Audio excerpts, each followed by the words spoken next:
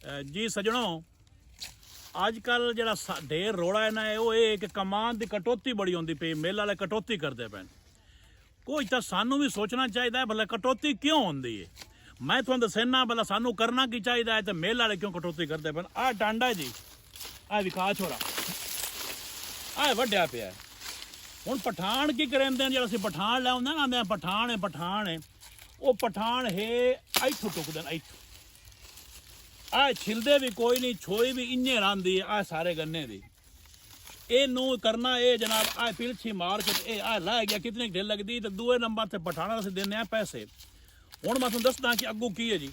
आ वेखो ना, आ इत्थों अगां आग शुरू होंदा पिया। हुण जेह्ड़ा आ चीज़ है, आ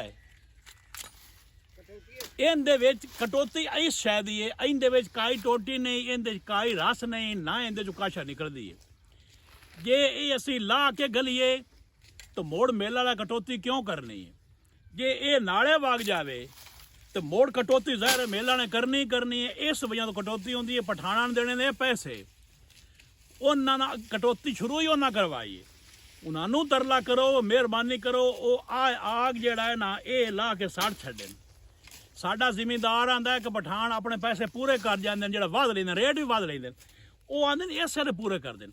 हुण तुहानू दिखाइने कमान छिलिया किवें पिया, दिखा छोरा आ हुण वेखो ना, आ जेड़ा छिलिया पिया है ये कोई टांडा भी विच आग कोई नहीं। आ वेखो, आ ये सारा आग लता इत्तां दी टोटी है।